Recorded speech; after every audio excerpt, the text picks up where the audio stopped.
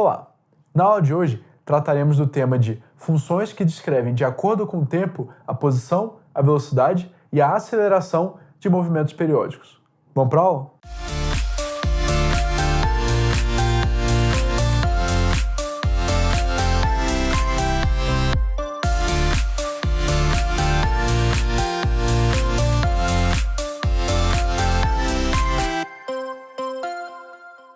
Analisaremos por meio de um gráfico o movimento periódico de um pêndulo e de um sistema massa-mola. A gente vai perceber que essa análise que a gente vai fazer vai ser muito semelhante àquela análise que a gente fez em algumas aulas passadas, da esfera percorrendo uma trajetória circular. Por quê? Porque aquele movimento que a gente analisou naquela outra aula também era um movimento periódico. Era um movimento que se repetia a cada intervalo t, onde t era o período sendo o tempo que a esfera levava para percorrer aquela esfera que a gente estava analisando.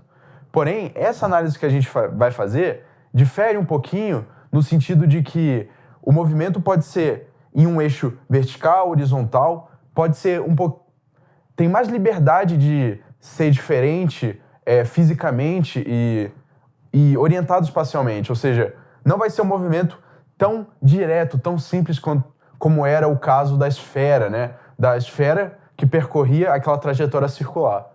Bom, mas o primeiro passo é semelhante e, de fato, a gente vai encontrar equações semelhantes aqui na nossa análise. Por exemplo, aqui, no caso do pêndulo simples, a gente vai definir para analisar o movimento esse eixo aqui x, onde a origem desse eixo vai se encontrar justamente na linha vertical que contém o ponto onde o pêndulo está fixado, ou seja, o ponto origem vai ser justamente o ponto médio dos extremos que a massa do pêndulo pode atingir. E nesse caso aqui, do sistema massa-mola a deriva da gravidade, o sistema massa-mola vertical, o nosso eixo x também vai ser um eixo vertical, com a sua orientação positiva aqui para baixo, e o ponto da origem também vai ser aqui o ponto médio dos extremos que a massa do sistema massa-mola pode atingir, ou seja, vai ser o ponto intermediário do mais inferior e do mais superior da nossa massa do sistema massa-mola. Agora, de que forma vai ficar o gráfico dessa posição x em função do tempo? Bom, o gráfico vai também ter aqui a característica da senoide, ou seja, o tempo vai fazer com que a posição x do nosso movimento periódico varie de acordo com uma função harmônica, ou seja, um seno e um cosseno. Portanto, a equação que vai descrever para a gente matematicamente o valor da posição do nosso sistema periódico a cada instante t vai ser essa equação aqui, que x vai ser igual à amplitude do movimento, ou seja, a maior distância que a massa pode ter da origem, que vai multiplicar um termo harmônico, que vai ser o termo que vai gerar essa característica de onda para a gente no gráfico, por exemplo, no caso aqui do x, um cosseno, que vai multiplicar o ômega tempo. O que é o ômega? O ômega vai ser a nossa velocidade angular do movimento, que a gente vai definir aqui para o movimento periódico como sendo 2π dividido pelo período. Período é aquele que a gente mencionou quando eu estava definindo o conceito de movimento periódico. Bom, a gente obteve uma equação idêntica em termos matemáticos gerais, em questão da função que rege esse movimento, a mesma equação que a gente obteve no caso da aula anterior, no caso da esfera que percorria uma trajetória circular.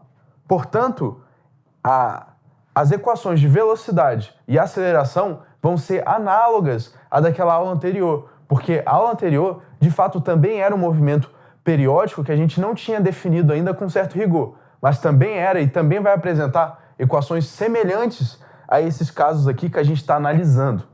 Portanto, a fórmula para velocidade e aceleração do nosso movimento periódico vai ser, no caso da velocidade igual a menos amplitude vezes o ômega. Agora, o que termo é esse? Amplitude vezes ômega. Vai ser a velocidade linear máxima que a nossa massa vai atingir, ou seja, vamos supor que ela esteja bem aqui no meio com a maior velocidade possível, tanto para cima quanto para baixo. O módulo dessa velocidade vai ser a amplitude, que vai multiplicar a velocidade angular da nossa massa, ou seja, vai ser o maior termo linear, vai ser o maior termo linear que vai multiplicar o nosso termo angular. E no caso da aceleração, vai ser nada mais do que um termo adicional da nossa velocidade angular aqui no módulo, ou seja, o módulo da aceleração máxima vai ser amplitude vezes o ômega ao quadrado, que vai multiplicar um cosseno de ômega t.